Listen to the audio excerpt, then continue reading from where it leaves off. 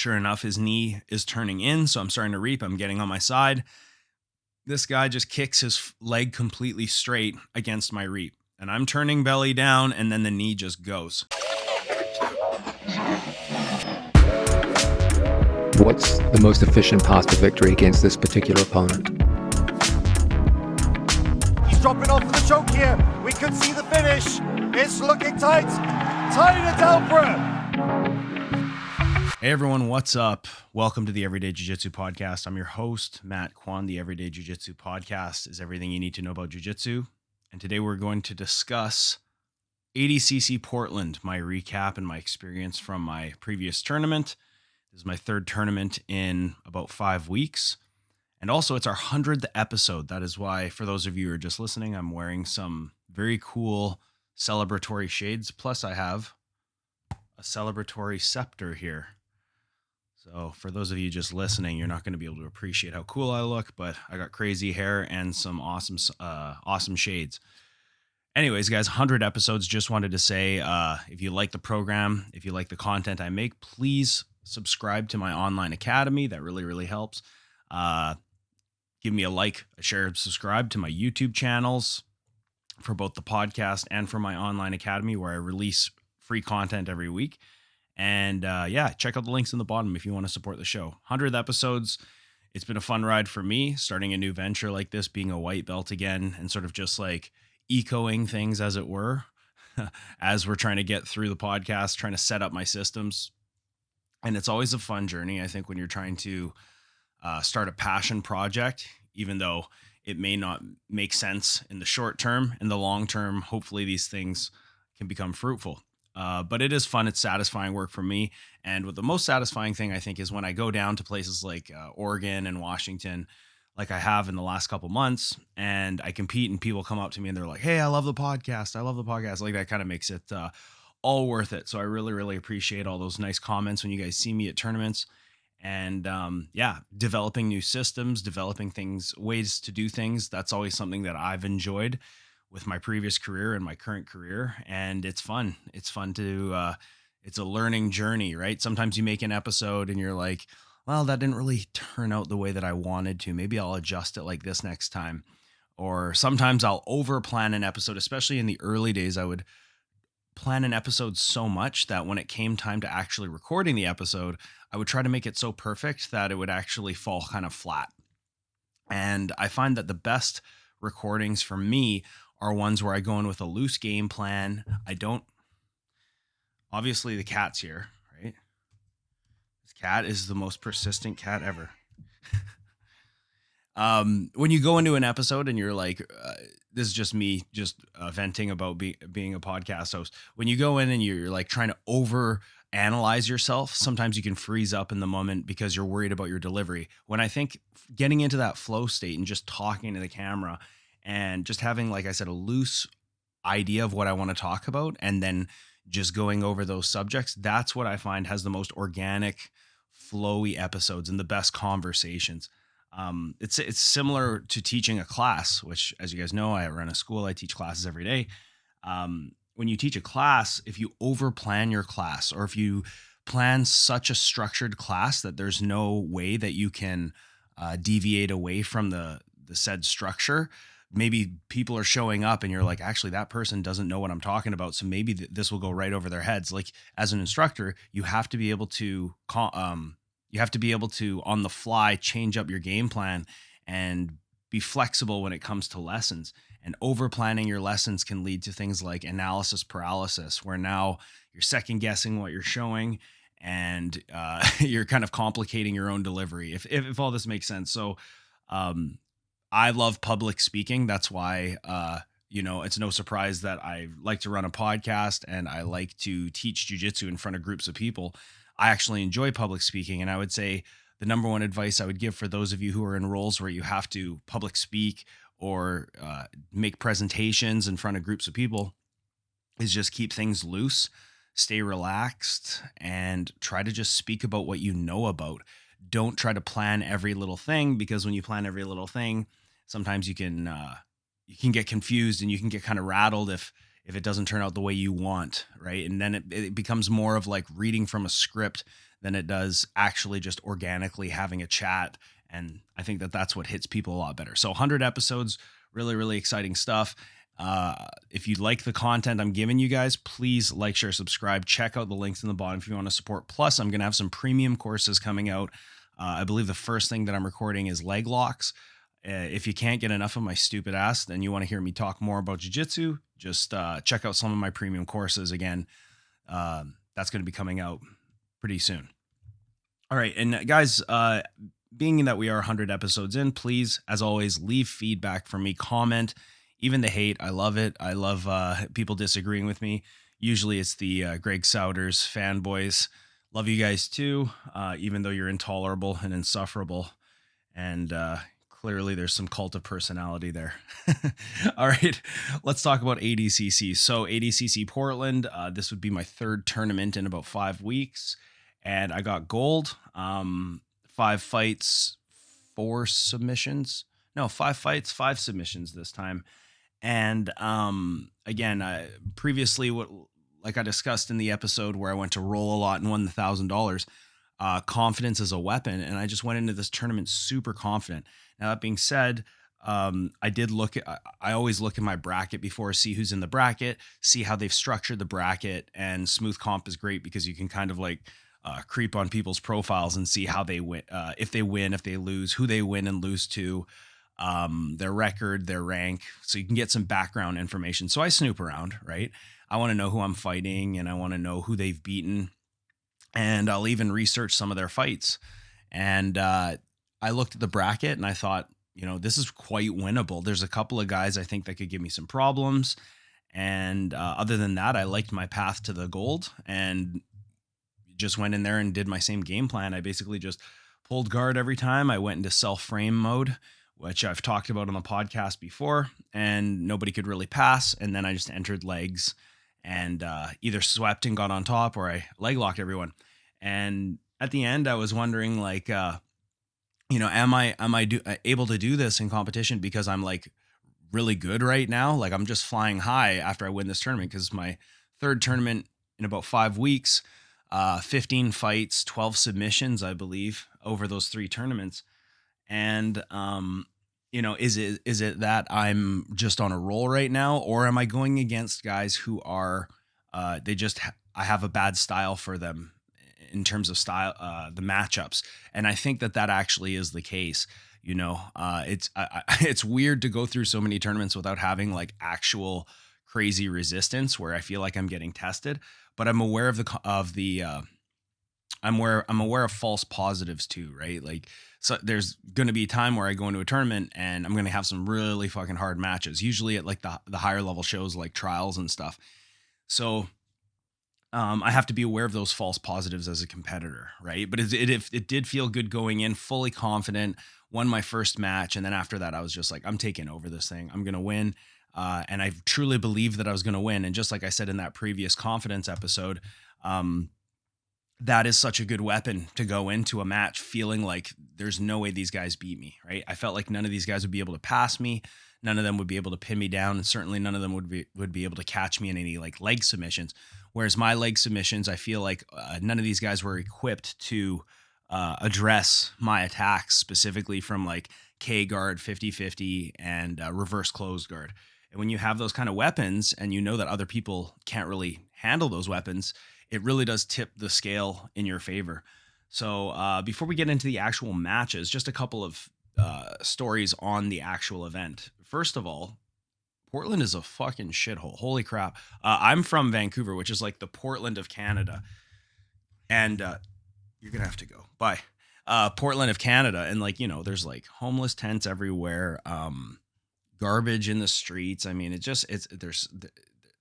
there's colonies of homeless people all over the place. And really what this comes down to is like liberal policies. Let's be honest. This is not a political show, but I don't stray away from like political topics. And I know that some of you listeners might be like progressives, liberals, but even the progressive people in my life agree that like these blue states and blue cities and liberal cities, and Vancouver's one of them, like the liberal policies have really gotten us to a point where like it's open drug use, and we really pay a lot of money to get these people help, and none of them really take the help. They're just on the streets. It's tough, it's not, doesn't seem to be improving in any way, shape, or form. And I also understand that it's difficult to come up with a plan of action to save these cities and to save this homeless crisis that we have in these cities. But man, I just wanted to say, like, Portland is worse than the last time I went there. I love Portland. There's great food there, great coffee. Jiu Jitsu is there.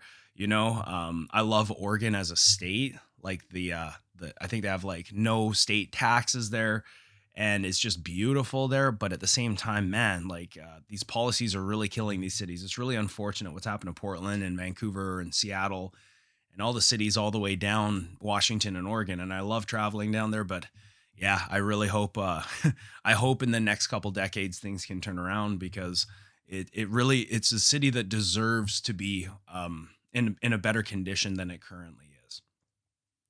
So another funny story is one of the kids that I train, he's a teenager, and he trains at a couple schools, but he comes in with me as well. I actually saw him at the weigh-ins, and we're waiting to weigh in, and I'm pretty hungry, but I had a very good weight cut. I'd been dieting for like 4 or 5 weeks, so I felt very, very on point with my diet, and I made weight no problem.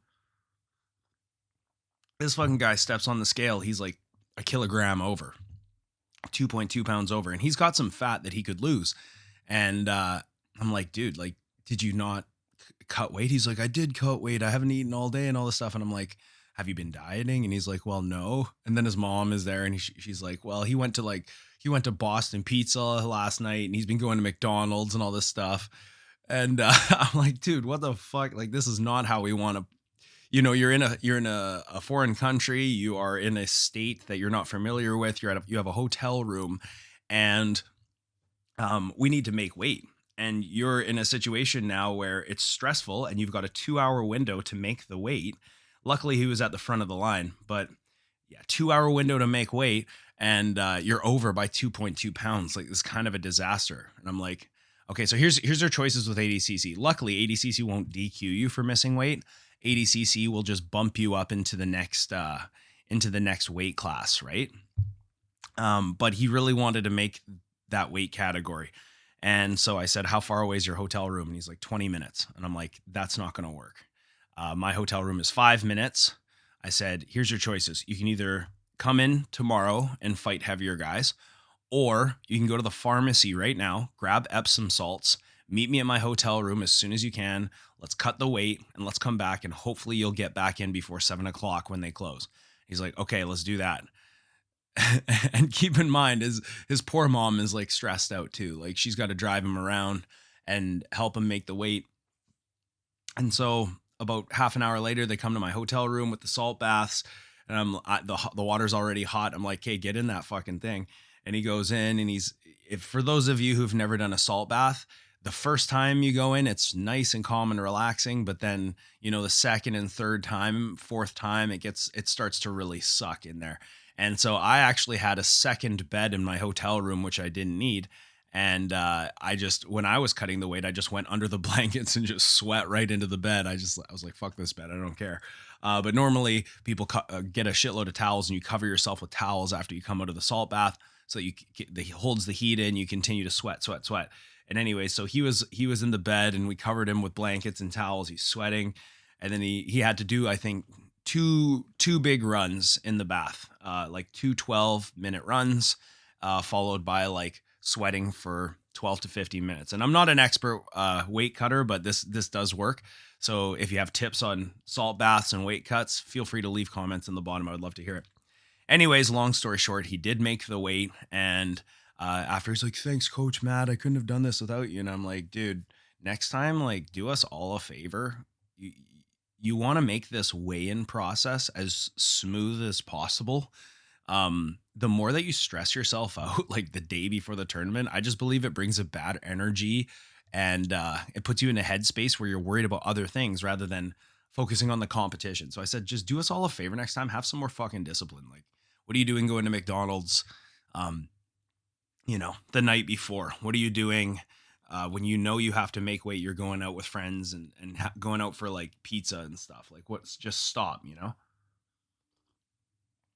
But anyways, he was able to make the weight. So I think that was a good learning experience with him. No harm done at the end of the day. And it was kind of funny just seeing him struggle. And I had already made weight. I'm eating all this food and he's suffering. And anyways, it was good times. Like I said earlier, the food is great in Portland. Went to a couple different spots. It's like Vancouver. Hipster meets hyper progressive LGBTQ meets homeless colony. It's a really fun, interesting situation. I never did feel unsafe when I was down there, but it was just noticeable, you know, how many homeless people are walking around. All right, so we entered the tournament, and I just want to talk about the first match. I fought a guy who I fought before from a gym called Matt Chess, I believe, and I put this guy into Ashi. I just pulled guard. Obviously, all my fights, I basically pulled guard. I will talk about pulling guard in the finals. So I basically put this guy in Ashi and moving him around from Ashi. By the way, you can watch all of these matches on the online academy. I load them all up in my competition footage section. And I start setting up a reap with an off balance. Sure enough, his knee is turning in, so I'm starting to reap. I'm getting on my side. This guy just kicks his leg completely straight against my reap. And I'm turning belly down, and then the knee just goes. And there's a huge loud crack. He screams, I let go, and the ref is like, all right, well, that's a verbal tap, plus you let go, the match is over. And he was okay. He kept fighting. He's like this tough Asian guy. I think his name is Justin Ong. Perhaps has an MMA background, not sure. But I just wanted to talk about reap defense really quickly. Like, I have a video on YouTube that's basic reap defense. If you guys check out my online academy YouTube channel, you'll get free techniques every week. Just give me a like, share, subscribe, and a comment or something like that. Something that will help me get visibility for the channel, please. But basic reap defense, like, this is not new news at this point. You have to turn with the reap. If you kick your leg straight like you're putting on a boot, it's my leg press and my body turning downwards versus your straightening leg. It's not a battle that the person on top usually wins, right? So anyways, that kind of sucked. I don't really want to win that way. I'd rather win by like a clean submission. And just by the way he was behaving inside my guard, I had no doubt that eventually I was going to leg lock the guy, because he didn't really know how to base out inside the guard. He didn't know how to back step out of the guard. He was just standing in it and straightening his leg, and so his knee blew. And yeah, guys, whenever somebody reaps your leg, the sooner you start turning and clearing your knee, the safer you'll be and the easier it will be to counterattack. If your reap defense involves you just straightening your leg, you're gonna get popped, and the damage can be extensive. So luckily I saw him compete later on that day, and he had a couple other matches. But that's not how I want to win. And it was a gross feeling, but it is what it is, right? Self frames. So the self frames were kind of something that I've used these last 3 tournaments, which is different from playing just seated guard, which, up until now I've been playing like mostly seated guard. But I really like the self frames because when you're on your back self framing, it's very difficult for your partner to get things like body locks on you, even knee cuts. They are possible, but it can be difficult against a good self framer. Whereas if you're seated, now there's a chance that your partner can punch underhooks on you. Even though you do have more mobility, you have, I would say, one less layer of frames, which is your legs. When you're on your back supinated and you're self framing, your legs are completely in front of you. You have great frames. I guess another disadvantage to playing self frames is guys can try and fall back on ankle locks. And in my second match, I fought a guy who I was aware of. He's a 17-year-old kid, and I've seen him fight some of my students before. And I knew this kid is actually pretty good. He was actually the hardest match that I had all tournament. And he actually had some offensive moves on me. And he was crafty, and I knew he would be crafty. So I was definitely taking him seriously despite being 17 years old. I think he was a brown belt. And he actually tried to pass my guard at first, and he was trying to duck under my guard. I was high legging, just recovering my guard. And then he fell back on an ankle lock because I was self-framing. So I came up on top, And as I came up on top, I was like, shit, this is like, if I get off balance the wrong way and he goes belly down, I could be at the receiving end of a pretty nasty ankle lock, because he was looking for ankle locks.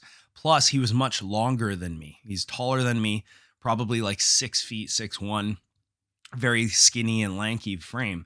And sometimes I do struggle with people of that body type. And I was able to stay on top and base out because on Joseph Chen and Dima's recommendations, I've been really designing constraint-led games around just basing out in the ashigarami, right? And rather than backstepping and escaping ashi, just standing over and working to get chest to chest. And so I felt super comfortable in that guy's ashigarami because of the recent time that I've spent in that position. And again, you can watch the match. I was able to just basically, I was holding his head and I believe holding and pulling on an underhook, which was forcing him into a very concave position and making it difficult to hit off balances. And then I hit a hip switch and I moved into my half guard passing from the ashigarami. Now, from the half guard passing, I could feel that he was doing some interesting stuff. He wasn't doing the typical bring frames back inside and recover the guard. He was looking for buggy chokes. And I've seen this guy do buggy chokes at tournaments before. So I knew that was in his game. Just like I've seen him do ankle locks, I knew that was in his game. And when it's very obvious now to me, having that I've been buggy choked in competition before. I believe I've talked to you guys about it on the show before. Now I have like PTSD when someone goes for a buggy choke. It's like if you're chest to chest and they start giving you the head and arm, that's a telltale sign they're trying to set up a buggy choke. Plus, this guy's body type is that of somebody who would be very effective from buggy chokes. So as soon as he started giving me the head and arm, I knew what he wanted. He wanted me to pass to side control so that I could do it. He was actually trying to set up a buggy choke from bottom half guard, and I was crushing him in a half guard. And I've had a couple guys do that to me. It's not impossible, but it's definitely difficult when the guy still has your leg turked in the half guard. So I knew that as soon as I was going to pass, that he was going to go for the buggy, and I could feel his arm like chambering my head. So these are all telltale signs that the buggy choke is coming. So as I passed to side control, I knew that if I kept my ear and my neck glued to him, he would have the connection needed to close his arm and his leg and get me in a buggy choke. So if you watch the fight, as soon as I pass to side control, I feel him trying to break my posture with the back of his arm. I hip in and I posture up. And what that does is it removes my neck connection from his body. And now, because my head's not connected to his body, he can't buggy choke me. And at that point, he's kind of fucked, right? Like he has chosen to go this route where he's going to go for a submission rather than recover position. And now he's put himself into a head and arm. Another thing he tried to do was as this happened, I could feel that he was trying to move his hips away so that he could reattack the buggy and try and wrap himself around me. So as soon as I felt him hip escape, I posted like a knee on belly position, put my knee inside his hip. And what that did is, again, shut down any type of like guard recovery or buggy choke. And then I just stepped over into mount and finished from a very, very tight head and arm. Because I was much more muscular than him, once I got to the head and arm position, it was super easy to keep his elbow extended over his head. And my philosophy for head and arm strangles is always just like keep your arms super relaxed until the strangle's fully set and you feel the connection that you need, and then start applying the strangle. And so by the time I had already gotten to that position where I was about to apply pressure, I could hear him going like, and then those are really good fucking signs when you're going for head and arm strangles. So like 2 seconds later, the submission was on. And I moved on to my third match. So, yeah, that was a fun match. And out of all 15 matches that I've had in the last three tournaments, that was like the only one where the guy actually mounted some offense against me. And I knew that kid was going to be tough and crafty. And then after, he was like, I know who you are. I follow you and all this stuff. And I'm like, dude, if you're ever in Vancouver, like come out and let's train. That's the cool thing about competing is often people you compete with, like they can become your friends. They can become good training partners. They can become somebody that you could stay with. If they ever visit, you visit them and they visit you, you can stay with them. And it's just like, it's cool to build relationships that way, because after you compete with someone, you do have like a respect for each other. Right. And, he was giving me a lot of respect, and it was just a cool moment.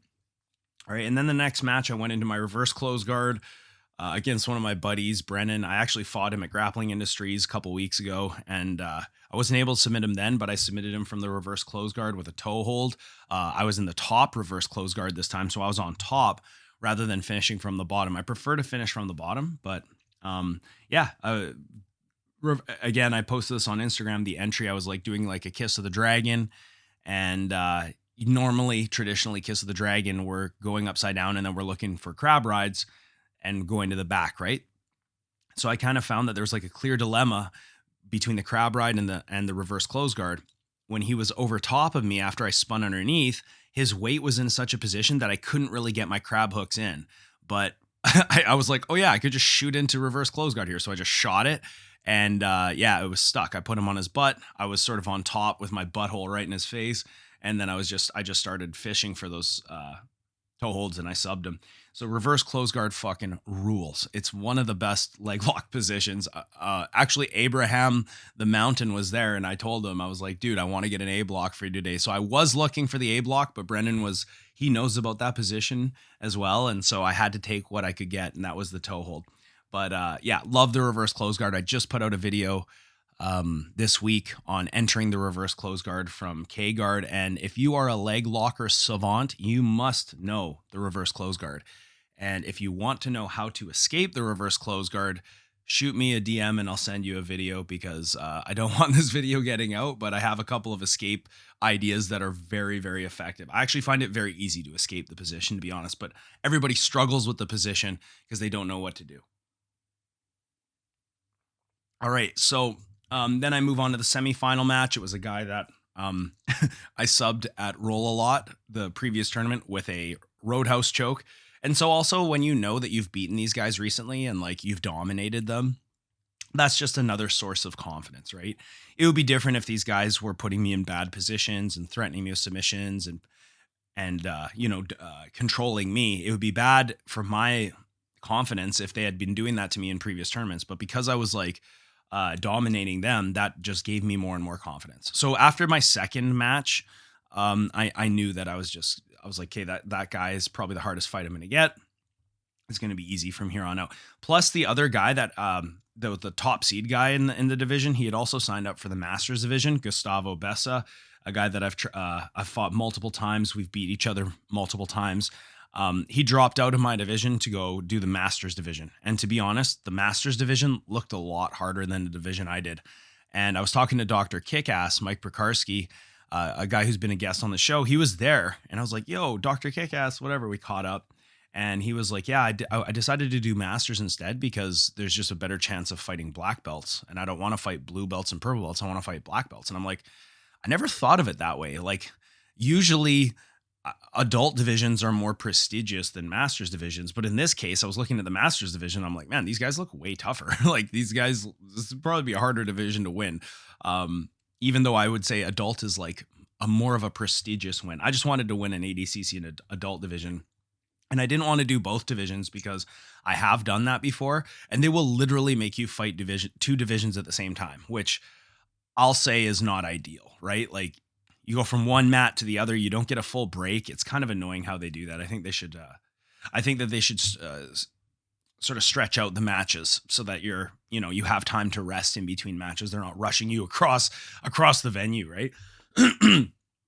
And so anyways, I fought this guy, and he pulls guard on me because I was pulling guard, and he was like, fuck, I don't think I can pass this guy's guard. Kept trying to do Kiss of the Dragon. I just sat my ass down and prevented him from going underneath me. And then I sat down, and as he came up, I pulled him straight into Ashi. Again, you can watch all this online. And I was off balancing him, and then I entered outside Ashi, took him to the outside, and I used a dig mechanic where I push down on my partner's shoelaces and I lift up with my hips so that there's pressure on the ankle. And then as he went to relieve the pressure, I just lifted my hips up and the dig fell right into place.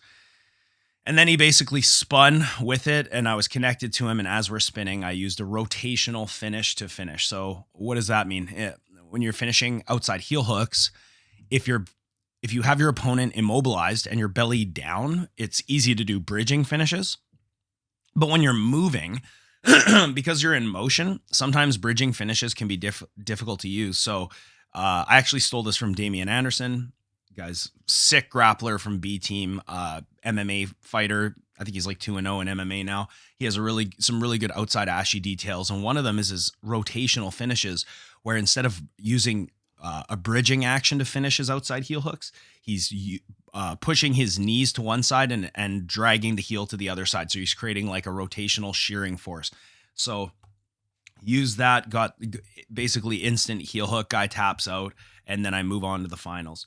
And so in the finals, I was slated to, when I looked at the other side of the bracket, it was either going to be Gustavo, who dropped out like right before the tournament began to go fight in the Masters division, or this other Brazilian guy. Can't remember his name. He's from Hawaii. Really nice guy, actually. And he's actually married to MMA fighter Angela Lee, who was there as well. And I was like, oh shit, like this is Angela Lee's husband. This is kind of cool. And he was also one of the only black belts in the division. And I was watching him fight earlier because I was like, okay, I'm probably going to fight this guy because I think he's winning, and Gustavo dropped out. So he's probably going to be the guy to beat in the finals. And so I was watching his game, and he's playing a lot of stuff that I play, which is like half guard, coyote guard, deep half guard. I'm like, fuck, this guy does all this stuff that I do. But when he was wrestling up, he was leaving a lot of entries for legs, and his opponents weren't attacking the legs at all. Like nobody was really attacking legs. And so I thought, okay, well, I'm going to enter the legs. Like it's the same strategy. Nothing really changes. Just enter the legs. I always try and take my opponent out of the fight that they want to fight and put them into my positions, right? So much of jiu-jitsu is like, it's like chess. It's not about doing the moves you want to do. It's about taking your opponent out of positions that they favor and forcing them into bad positions for them. And everybody's different. Everybody's got a different style. So if I was fighting somebody else, I might have very well had a different strategy in the finals. But I didn't want to get into like long-winded wrestling matches. And I know it's the finals. And of course, you probably know ADCC has rules around pulling guard in the finals. And so I didn't go to the rules meeting this time, but one of my buddies had some inside information from an ADCC ref, and he had like a list of notes on specifically front heads and turtles for ADCC rules. And he sent me this list, and I studied it. And basically when I went in, I was like, okay, I'm going to take like a super low wrestling stance, and I'm going to come in and, I'm going to basically present him my head and see if he takes the bait. So if I come in, I was playing super low, my shoulder was tucked and my chin was down, and I just basically walked my head right into his stomach. And sure enough, boom, he snapped me down and entered a front headlock. And I'm like, okay. Then I just dropped to 2 knees, and I counted for like 5 seconds, and then I just sat down and pulled guard. And I got to my guard. It's like, you're allowed to do that. So in the finals, for those of you who don't know, in ADCC, if you pull guard, it's -1. But if your partner snaps you to a front head and you stay in the turtle for 3 seconds, you can pull guard, right? Or if I shoot in and I go into a front head for 3 seconds on my knees, I can pull guard. What this guy could have done to prevent me from pulling guard is, as soon as I dropped to my knees, he could have just let go and stood up and forced me to stand up. Like at that point, if he puts me in a front head, I drop to my knees and he backs away and disengages, I now have to stand back up within 3 seconds, or else it's a guard pull, right? And he took the bait. He stayed connected to me, and I was able to pull him into like a knee shield. If you guys want an example of how to play the rules here and force somebody to stand up, check out Diego Pato versus Diogo Baby Shark. I don't know. I think it was like Brazilian trials a couple years ago. Pato put himself in a headlock, dropped to his knees, and then Diogo just like backed away, right? Or Diogo would snap him into a front headlock on a initiation. And then as soon as Pato's knees hit the floor, he just backed away, right? And he was forcing him into overtime like this. Whereas this guy, I actually spoke to him after, and he's like, I didn't even know about that rule. Like, he didn't know the rules, right? And that's another huge feather in your cap, or not a feather in your cap. That's the wrong figure of speech. It's a huge weapon. It's like an extra weapon for you to go into a competition knowing the rule set better than your opponents. And so, because I study the rules a lot, and even when I see Smash Pass Jay at these tournaments, he's asking me like, man, can you ref? Like, we want, you ask such good questions at the rules meetings and stuff. We know you know the rules. And I'm just like, man, I can't. Like, I got too many kids to coach. I have to compete myself. Like, I just can't ref, even though I love refereeing and I would love to ref an ADCC tournament. I'm always so busy at these tournaments. I have prior obligations to my students, obviously, so I can't do it.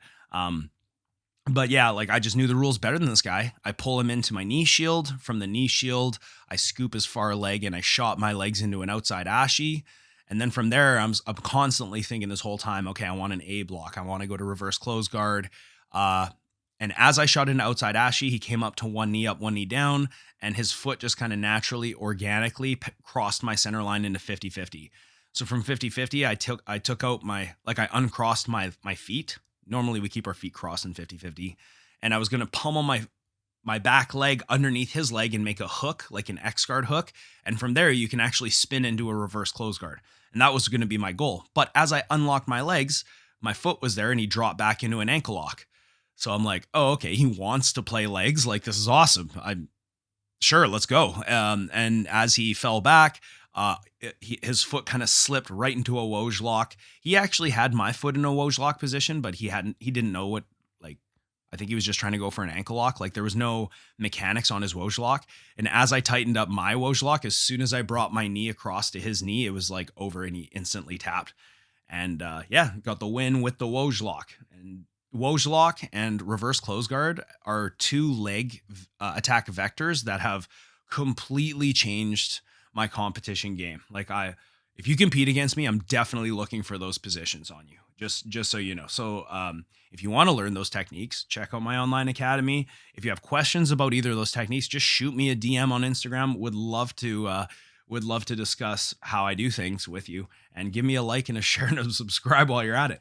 Okay, so that was fun. First ADCC adult division gold in the advanced division. I've won masters a couple times, but this is the first time I won adult. And I was just super happy because obviously, for those of you who compete, you know about the stresses of making weight and going to a city that's like, 6 hours from home, and just the journey of it all. And then when you're done, there's just such a wave of relief, and you can eat whatever you want. It's just euphoric, really. It's one of the best feelings. And there's tournaments I've had where I've left with serious injuries. There's tournaments I've had where I've had bad performances, and you're just like, fuck, like, why do I do this, right? And then there's the days like I had in Portland where you're just so grateful. And I had my whole team there, my entire kids team that was down there with me. We had probably like 12 competitors. They were all there watching, high-fiving.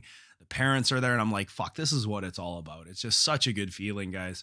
And if you never compete, you never get to experience those highs and those lows, right? And so for all of the shitty times that I've left a tournament feeling defeated and injured, it's like, these are the times that you have to savor, right? You'll always remember those moments for as long as you live. And that's why I do this shit. Okay, I also wanted to talk about one of my kids, Lincoln Costello, who you guys maybe know. He got bronze at the ADCC Worlds. He's like one of my top talented kids. He's not a big kid, but he's definitely incredibly talented, super good at jiu-jitsu. He got screwed over. There was a takedown that happened in the match and in the regulation, and it shouldn't have counted because Lincoln was turning. Now this woman that was running this table, she actually fucked over so many people that day. I had so many people messaging me saying how bad this woman was at being a table judge, and she wasn't receptive to any kind of criticism or they allow video review at ADCC. So unlike IBJJF, like, this is one thing that ADCC does incredibly well usually, is if you want to dispute something, you can dispute it. And we wanted to dispute this takedown because he got 2 points that he didn't deserve. He took Lincoln down. It's true. But Lincoln was turning belly down and his two shoulders were facing down. And from the camera view that the other opponent, their parents had, the the camera was inconclusive. You couldn't see Lincoln's upper body, but in our view, in our camera, you could clearly see that Lincoln was turning down. Plus, the other guy, the other kid, I should say, he was landing in side control. And so the rules around clean takedowns where you land past the guard is the bottom player's back needs to be 75% flat on the mat. And it wasn't. And so Lincoln is turning, and then the time runs out, and I come over to the table and to the judges and I say, so obviously we're disputing this. Like, that was not a takedown. And then she's arguing, yeah, it was a takedown, all this stuff. And then the other parents come in and they show the video, and then they bring Smash Pass Jay over, and he's looking. And I had many other kids I had to coach, and I had multiple parents there who were capable of dealing with Jay and with the table judges. So I'm like, okay, I'm going to go coach this kid over here. You guys got this.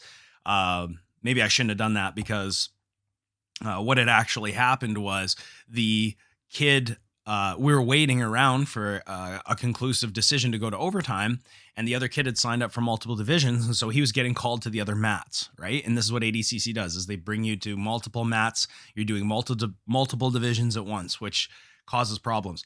So Lincoln's out there on the mat. He's waiting. And the referee had actually already raised the kid's hand. And then I came over and I'm like, obviously we're disputing this. This is not a takedown. And anyways, I went up to Jay and I'm like, yo, Jay, that was not a takedown. He's like, okay. Like, people are yelling at his face. So he's like, just, I got this or whatever. I'm like, all right, yeah, I understand. Jay's a good dude. Like, he'll make the right call.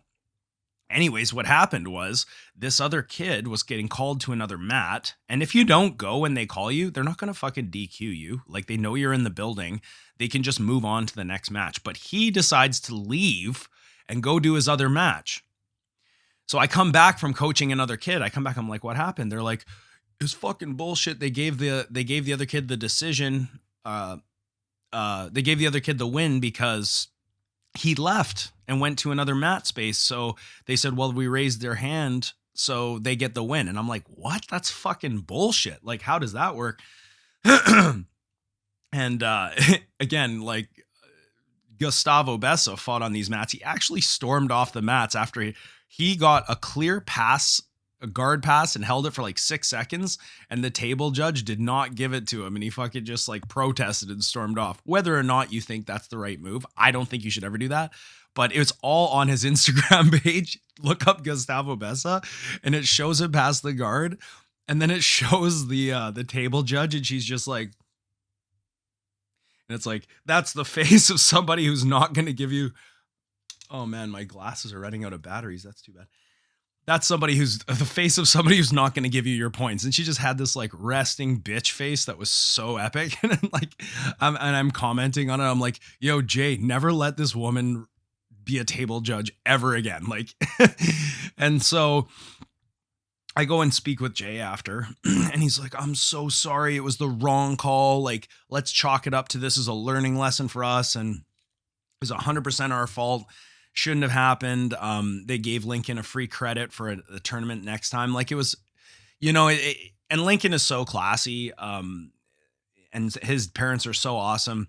They're like, okay, well, we're going to go on, stand on the podium in the silver medal place. It is what it is. Like, not to take away from this kid's accomplishment, because he just went and fought his other match. Whether or not he knew that he was leaving the area when he shouldn't have, like, he's just a kid, right? And really what ADCC should have done is they should have said, don't leave right now. We might go to overtime, right? But Lincoln accepted his his silver medal. And fuck, it is what it is, right? Like, we don't really count that as like he got defeated, because he kind of got screwed. But at the same time, on to the next one. It is what it is. It's a learning lesson for all of us. I wish I could have stayed there and I didn't leave the mat area. Plus, it's a learning lesson for the officials. It's also a learning lesson to know that don't let that woman ever ref again. And I told Jay, I said, hey man, like, there should be a rule while the video's under review. If you leave the mat space, you get DQ'd. And I think that that's totally fair. Actually, Gustavo, the same guy I'm talking about, I had an issue with him, basically this exact same issue in East Coast trials, where he got a takedown off the mats on me, but I had turtled. And so the takedown shouldn't have counted. And then there was like 30 seconds left. and he held on or whatever. And I was trying to push it to overtime. So I went and I protested. Here's the video. They looked at the video and they said, yeah, no, let's go overtime. And Gustavo refused to go to overtime with me. So, Gustavo, if you're listening, I don't know why you leave. Like, don't leave the mat space. You know, you should stick around, even if you're getting fucked over by the judges. Like, it's a silly choice to me to go to a tournament and then you walk off the mats and protest. Like, just do the overtime. But anyways, that's neither here nor there. Same sort of thing happened. And in that case, they did allow the overtime. They said, okay, yes, the review is conclusive that it was not points and we should go to overtime. Whereas in this case, ADCC dropped the ball, the judges dropped the ball, and it was just a breakdown in communication. Unfortunately, that led to Lincoln getting screwed over. So that was an interesting thing. When you are competing, guys, a piece of advice for you and for your kids who compete, make sure that you advocate for yourself. Like, speak up, especially at ADCC tournaments where you're allowed to talk to the ref. You're allowed to present video evidence. They do a great job in that way, and they just want the most just call most of the time. So, that's where I think they do things better than IBJJF. Make sure that you advocate for yourself as a competitor, because you don't want to get screwed over and I should have said something, and you didn't say anything. So I think in the ADCC, if they're reviewing a call and you leave the mat space, you know, whether it's to go, you know, to move on to your next match or to just disappear so that there's no chance of overtime, or to go do another match, like, you should be DQ'd in my opinion. Otherwise, why are we even having video reviews? Main takeaways in competition is minimizing the mistakes you make. And I also refer to these mistakes as blunders, right? Like, if you ever play chess, you make a blunder and, oh, I shouldn't have made that move. Now I gave up my queen or whatever. It's like, fuck, that's hard to come back from. And in competition, it can be really difficult to come back from blunders like this. You know, you get your guard passed or whatever. Now it's hard to catch up on that scoreboard. You basically have to get a submission, or you need a really big fucking score. So I think a lot of winning competitions at the highest level is not necessarily like getting to that move that you've practiced over and over again, unless it's the Wojlock. Just kidding. But it's more about minimizing your mistakes, right? Winning every little battle and minimizing your blunders while forcing your opponent to make blunders. That's I think, key to winning competitions. And yeah, that was my trip to ADCC Portland. It was great. You know, despite my criticisms of Portland, I still love Portland. I love going down to Oregon, and I'm actually doing a Superfight. What is it? It's Friday the 7th today, and I have a fight tomorrow in Linden, Washington, against one of Gustavo Bessa's students, Charlie Gilpin. He's got some size on me, but I'm pretty sure I should be able to enter the legs on this guy. I'm very confident right now. I feel like my style is very dangerous for him, and maybe I'll do a review of the match. Hopefully, you know, I don't make any big blunders and end up on the receiving end of like a rear naked or something like that. We'll see, right? That's all the fun part of competition is like the highs are highs and the lows are lows. And if I come back next week and I'm like, yeah, I got choked out or whatever, it's like, fuck. It happens. And, you know, if you don't ever step up and compete, then you'll never know what happens. Okay. Last thing I want to just touch on is how we can create discomfort in the training room. And that can help us better prepare for stressful situations in competition. So the 3 ways that I like to force discomfort in the training room are: 1, I train to increase my heart rate. So I'm trying to move as much as I can, trying to create many transitions, maybe even put myself into bad positions and then work my way out quickly. And my goal in these rounds is not just to like win the round necessarily, but like I want to get tired. And that's my goal. Get tired. Obviously, I don't want to get subbed. I don't want to give up points and things like that, but try and get as tired as you possibly can in rounds. And I know Joseph talks about this as well. So that's one way we can force discomfort. Another way we can force discomfort is put yourself in defensive cycles. So maybe you put yourself in pins, let your partners isolate your limbs or extend your limbs away from your body. Let your partner get behind you and then work your way out. So putting yourself into defensive cycle is very important. And then the last thing is choosing difficult training partners, whether they're bigger than you, stronger than you, higher level than you. Maybe they're really good at positions that you're not good at, by being selective with your training partners, you can definitely benefit from your training a lot more and create discomfort. So again, even though these last 3 tournaments I've gone in and I've really a daily session for me at OG is harder than any match that I had at these tournaments. And I know that. And because I know that, I go into these tournaments much more comfortable. And so it's kind of one of those things where it's like, let's suffer now in the training room so that the competition is a little bit easier, right? Same thing when I'm trying to weight cut and trying to diet. Let's suffer now for these next couple weeks so that on the day of the weigh-in, I have way less stuff to worry about. And then in that way, it's so much easier when it comes to game day and comes to time to make weight. You know, it's less stressful. And in those types of really stressful situations, we want to minimize the amount of stress and the amount of concern that is upon us so that the whole experience becomes more, should I say, enjoyable, even though it's super stressful to go into competitions and make weight. Maybe if we do it the right way, it can be a little bit more comfortable and enjoyable. And that's all I got for you guys today. I hope you enjoyed episode 100. So keep an eye out for premium content. It is coming down the way. But in the meantime, if you want to support the show, and I hope you do, the way you could do it, if you want to financially support the show, is subscribe to my online academy. Check out my products in the bottom in the show notes.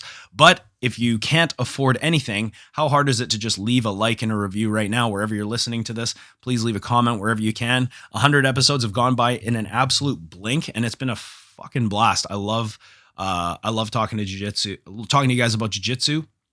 And I love when you guys come up to me at tournaments and talk to me about the podcast. It just makes it so I'm like, okay, there is a reason why I'm doing this. And if I can help like one person, it just makes it more and more fun. And wish me luck in the next tournament, you guys. And I will see you on the mats. And I'll see you next week for episode 101. Until then, the Everyday Jiu-Jitsu podcast is everything you need to know about jiu-jitsu. Thank you for 100 episodes, you guys. We are going to see you later. Peace.